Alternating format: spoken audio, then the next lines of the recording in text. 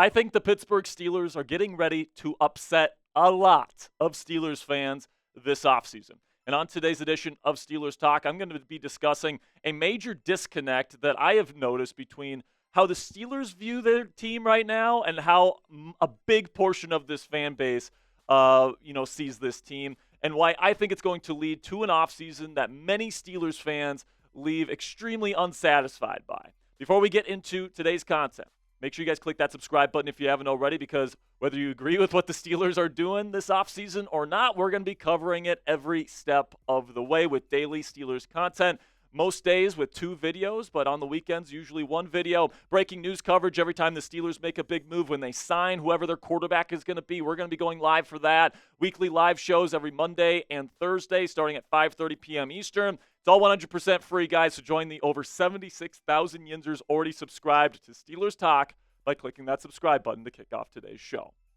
So I want to start here with how I think many fans view this football team, okay? And because of a really rough end to their 2024 season being stuck in place for so long, a lot of people in this fan base, and by the way, I don't disagree with this take, they feel like this team is far away from competing for any sort of thing that matters, talking about Super Bowls, and that this team should focus on building for the future, and they should have a rebuilding mindset.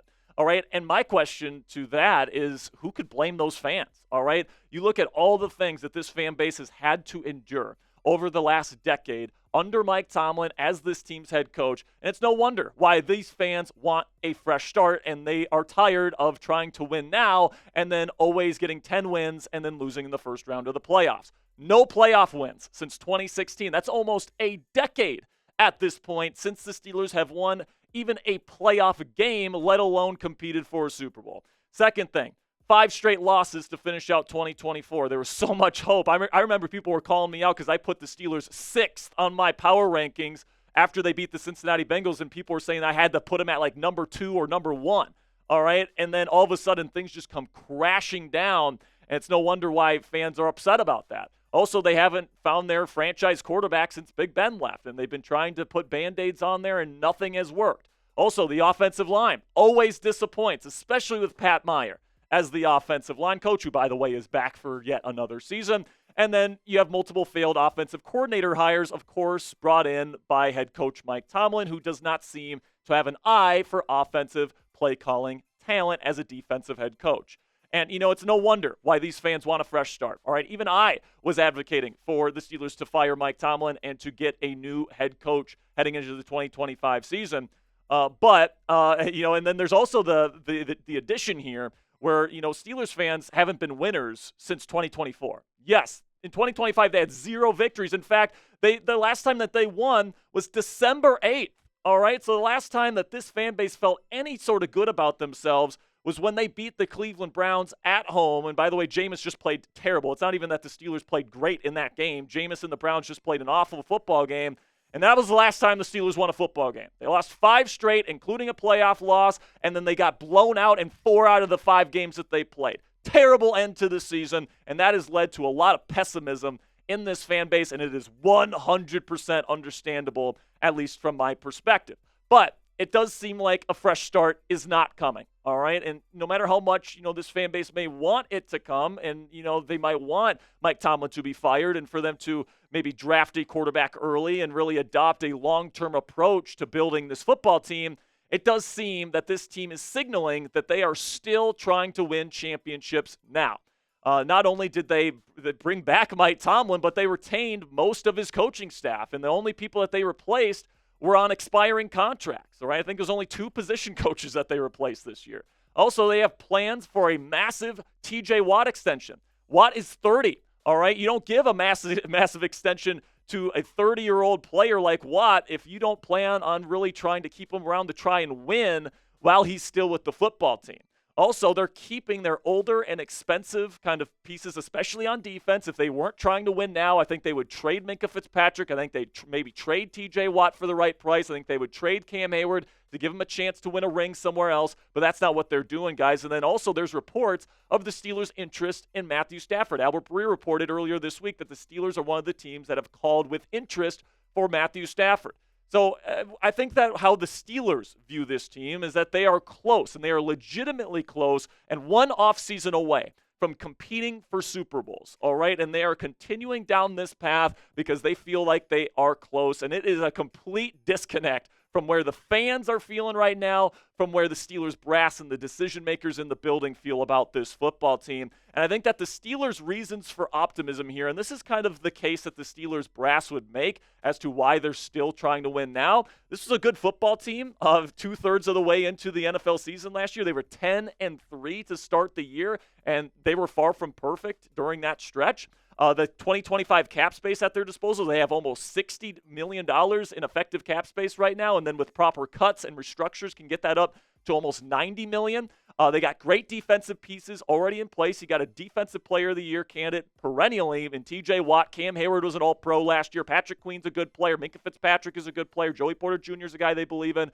They like their defensive pieces. And then there are opportunities to build the offense. There's going to be wide receivers and running backs available to build up the skill positions. And then obviously the quarterbacks are available for the Pittsburgh Steelers this offseason. And then they believe in their young, talented offensive line. And I think that this is the real big disconnect between most Steelers fans and then where the Steelers are in terms of their evaluation of this team. All right. I think the Steelers believe in this young, talented offensive line. But, I think that fans have very reasonable doubts as to whether or not these young players with upside and with promise are actually going to be developed with a Mike Tomlin-led team with Pat Meyer as their position coach. All right, and going into next year, you have 3 young players that have major question marks. Bradrick Jones has sucked at right tackle through the first 2 years of his career. He's moving back over to left tackle where he played his entire career before coming to the Pittsburgh Steelers. The Steelers hope that he's going to be able to develop and get more comfortable and become the first-round caliber player that they thought they were getting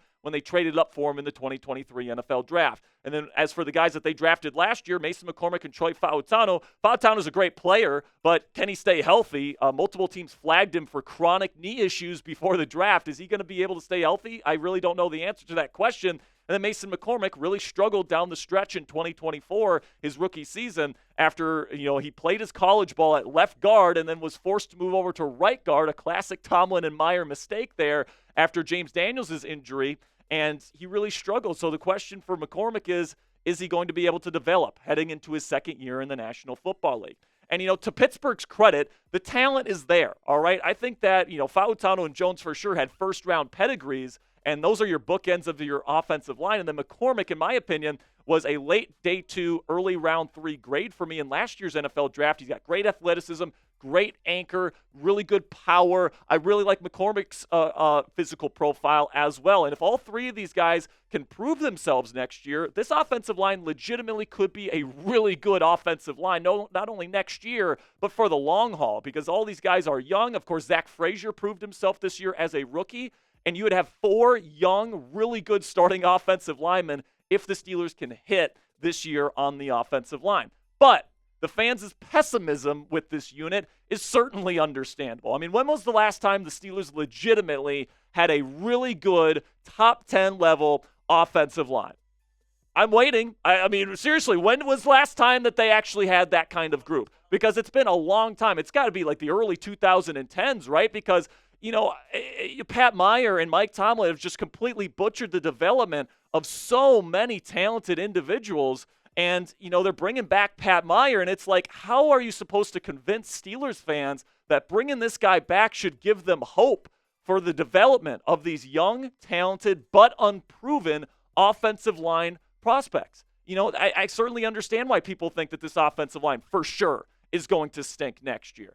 And I think that the bottom line here, guys, is that if the offensive line stinks, because the Steelers' offense depends so much on offensive line play, because it really does depend on how good the running game is, and it affects the pass protection. If the O-line stinks again, your title hopes are gone, all right? So when people think that this offensive line has no hope and they say the Steelers have no hope for a title, I absolutely get it. But I think that the X factor in your perspective on the Steelers as a whole team right now is how you feel about the O-line. If you have hope for this O-line and you think that there's a chance they could develop and be a really good unit next year, you probably want the team to have a win-now mindset, all right? Because outside of the offensive line, there's not really that many big team needs that this team needs to address this offseason, and they can certainly address those needs with the almost $90 million in cap space I'm expecting them to have. But if you don't have hope for this offensive line, then I can certainly see why you would want to rebuild and you would rather plan for the future, because if this offensive line stinks, as I said, guys,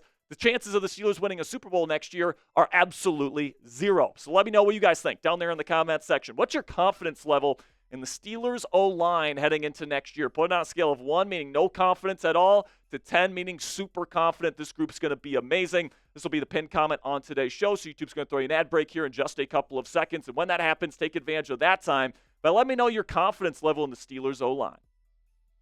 Now, I think that the reason why the Steelers are still in win-now mode is actually a very noble goal and a very noble reason, which is that Cam Heyward is in the final 2 years of his career, and the Steelers feel like that they still have the possibility of getting him a ring before he retires. Now, I think a lot of Steelers fans would disagree with that mindset, but I think the Steelers feel like they are close, and they feel like they have a legit possibility to get Captain Cam a ring before he retires in 2 seasons. And, they are on a time clock, a 2-year time clock, right? That's a very short-term kind of clock that they are dealing with right now. And I think that big disconnect between the fans and the team is that many fans want this team to adopt a long-term approach, all right? They want to build for the future. They want to get a younger quarterback to be the new franchise caliber guy, not an older quarterback to bring in for the short term. But you got to realize the Steelers are on a short-term timetable here. They got 2 years to get this right, or Cam Heyward retires without a ring. And obviously, if you're hoping for a rebuild this year, obviously, if you're hoping for this team to be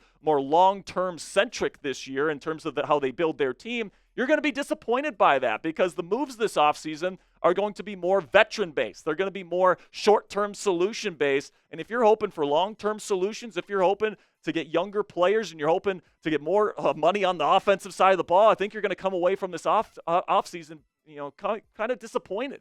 And that's what I'm kind of expecting from this offseason this year in Steelers Nation. So coming up next here on Steelers Talk, I'm going to tell you what this disconnect means for the quarterback position and how the Steelers are going to approach selecting their next quarterback for their team heading into 2025. But before I get into that, let's have a word from our sponsor here at PrizePicks. And PrizePicks is the best place to get real money sports action all on your phone. Join over 10 million members and sign up today. PrizePicks invented the flex play, which means you can still cash out if your lineup isn't perfect. You can double your money even if one of your picks doesn't hit. PrizePicks puts their members first, so all withdrawals are fast, safe, and secure. When my picks hit, I can get my money in as quick as 15 minutes. PrizePicks has also offers weekly promotions that can lead to big payouts like Taco Tuesday, where every Tuesday, PrizePicks discounts select player projections up to 25% to provide even more value for your lineups. And guys, it's obviously football season's over, but PrizePicks, this is really when the fun begins, man. You've got March Madness coming up here soon. Of course, you've got NBA basketball on there. You can do NASCAR. Baseball is coming up right around the corner as well. And all you have to do is pick 2 player stat projections, select more or less, and if you get them right, you can be walking away with some money with our friends at PrizePicks. So download the app today. Use code CLNS to get $50 instantly after you play your first $5 lineup. That's $50 instantly after you play your first $5 lineup when you download the PrizePicks app today. PrizePicks, run your game. So I think what the Steelers win now mindset means for the quarterback position is I think they're likely going to choose the quarterback that they think gives them the best chance to win a Super Bowl within the next 2 years, instead of putting their focus on the long term and getting a guy that could be this team's quarterback for 10 plus years. Now, if they think Justin Fields is that guy that can win them a Super Bowl in the next 2 years, I think it's an added benefit that he could be a long-term option. But I do think that the Steelers' approach to this offseason is probably bad news if you want Justin Fields to be the starting quarterback of the Pittsburgh Steelers next season. You take a look at what Mike Tomlin said about Fields and the offense when he benched him in favor of Russell Wilson last year. He said, Justin has been really good, and we've been really good at times, but not to be confused with great. This is a competitive league. And then, you look at the numbers with the offense with Fields in there, 30th in yards per play efficiency, 28th in yards per game. The points per game number was really ballooned with that 32-point performance against the Raiders. Before that game, it was like 18.4, which would have ranked like 28th. The third down percentage was fine, and then the red zone percentage was below average, and that is including Fields' rushing touchdowns that he had that elevated the red zone offense past what it was with his arm.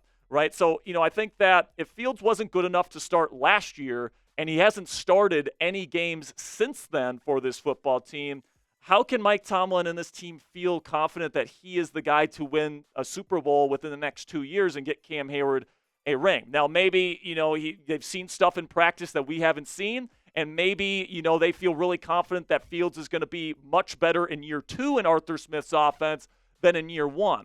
But, I think that Fields probably makes more sense for a team with a rebuilding mindset, right? A team like the Jets, a team like the Saints, teams with not a lot of cap space that would like kind of maybe a potential long-term option, but they don't want to spend too much money on that quarterback. I think a lot of Steelers fans want Justin Fields because he kind of fits that rebuilding mindset that they have. He's a younger player. He's got high upside. He's got incredible rushing ability, and he could be a long-term starting quarterback option for the Steelers. But the problem is, I think that the Steelers have a mindset of who can help them win a Super Bowl right now, and I'm not sure, based on what we saw from Fields in 2024, that that's going to be their number one option. Right now, if I had to guess, I think that this is kind of their plan right now. I think their plan A would be to trade for Matthew Stafford for the right price. I don't think they would overpay for him, but if the opportunity arose, I think that they would jump on that. That's their best case scenario.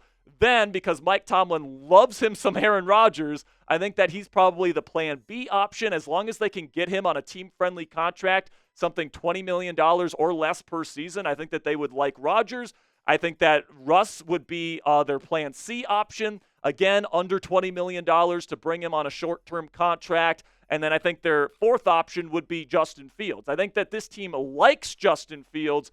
I just don't know if they love Justin Fields enough to think that he gives them the best chance to win a Super Bowl within the next 2 seasons. And what I want, guys, is I want whatever Pittsburgh decides to do here, guys, in terms of the team-building philosophy, whether they embrace and rebuild or whether they try to win now. I just want them to commit to something, all right? If they're going to try to win now, try to win now. Get the players that can help you win now. But if you're going to rebuild, do it right. Trade away Cam Heyward. Trade away Minkah Fitzpatrick. Trade away T.J. Watt for a first-round pick, at least, if that makes sense, right? George Pickens, trade him away. Get a young quarterback to build around, all right? This is a proper rebuild right here, guys, where you fire Mike Tomlin as your head coach. You hire a new exciting voice as the head coach of this football team. You trade your expensive defensive pieces to get more draft capital and more cap resources, and then you embrace a young quarterback to be your long-term option for the Pittsburgh Steelers. But I think if Pittsburgh is going to continue and try to win right now, which is certainly the posture that they're taking right now, I would want them to go all out. Again, within reason, like don't give away your next 2 first-round draft picks to go get Matthew Stafford or anything crazy like that. Like don't give away your mortgage, your future on the next 2 years. But if you're going to try to win now, try to win now, all right? And if you're going to try to win, actually try to win. Like if you don't think Justin Fields can win you a Super Bowl in the next 2 years, go with a different option. All right, but if you do think Fields can get you a Super Bowl, I mean, okay, like you can go with Justin Fields. But my thinking on this, guys, is that if the offensive line hits, and they certainly could, Broderick Jones, Troy Fautano, and Mason McCormick all have plenty of talent. All right, they could certainly develop, and they're still very young. If those guys hit and you have Matthew Stafford, if you have Cooper Kupp on the roster, if you get a really good running back in the draft, if you use your free agency money to spend on a couple of corners, all right, if you get a nice defensive tackle in the NFL draft, like this is more than accomplishable for the Pittsburgh Steelers if they decide to go the win now route. And I think that, I would rather put the pieces around the offensive line in case they hit, because if they hit and you don't have the players around them, then you're still not winning a Super Bowl, right? So I think at the end of the day, I understand why people want to rebuild. Heck, I was even in favor of a rebuild here, guys. Remember, at the end of the season, I was advocating for the Steelers to move on from Mike Tomlin. If you don't believe me on that, here's me saying it after the Steelers lost to the Ravens on Wild Card Weekend. If I was in charge, I would fire Mike Tomlin. I think that I have a lot of respect for Coach T. And, I think the players in that locker room will vouch for him every day of the week. Those players in the locker room want him back. But there's something to be said about this being an offensive football league and this team consistently spending too much money on defense with a guy in Mike Tomlin who is a defensive guy, and he prioritizes that side of the ball. And, in an offensive league, you look at all the teams that are successful, Kansas City, San Francisco, Buffalo, Baltimore. Like, all these teams are offensive teams that consistently are ranked in the top 5 to top 10 in offensive statistics on a team level, and the Steelers consistently rank in the bottom 10. All right. And that's a little bit on Mike Tomlin for not doing much getting offensive talent on this team. So as you guys could see, I sympathize with the rebuilding mindset that a lot of Steelers fans have because I was somebody that wanted this team to rebuild. I wanted them to embrace that full rebuild, let go of Mike Tomlin, bring in a young offensive mind, shift some of the dynamics in the cap between the offense and the defense and completely change the way this team builds football teams. But they're not doing that. They're bringing back Mike Tomlin, and they're trying to win now. And listen, man, if they actually succeed in this and they get the right quarterback and this offensive line actually develops and they get the right skill players to accompany a new quarterback, if they succeed, hey, this team's back in contention. Mission accomplished. Cam Heyward has a chance to legitimately win a ring before that he retires. All right, that's all great stuff. But also, if Pittsburgh fails here, they can embrace a rebuild then. And like in classic Steelers fashion, they would be late to the party. I mean, they were late on Matt Canada, and of course they'd be late to fire Mike Tomlin as well. This is a loyal franchise to a fault at times, and they don't embrace needed change at times. But if Pittsburgh succeeds, obviously the Steelers are back in Super Bowl contention. But if they fail, like a lot of Steelers fans think they will, if they approach this offseason with a win-now mindset, hopefully then this team can finally have a losing record under Mike Tomlin, and this team can finally move on from Coach T and embrace a new voice in the Steelers locker room. So let me know down there in the comments section, do the Steelers even have a 1% chance to win a Super Bowl next year? Even a 1% chance. Let me know what you guys think down there in the comments section, yes or no. I think they've got somewhat of a chance. I can't say it's necessarily higher than teams like Kansas City, Buffalo, Philadelphia, other teams like that, but I do think there's a world out there that the Steelers could potentially win a Super Bowl, but maybe that's just the fanboy in me, the hopium that I'm drinking. Let me know what you guys think down there in the comments section. Click that subscribe button because we're going to be here covering this entire 2025 offseason, whether we agree or disagree with the moves that the Steelers make.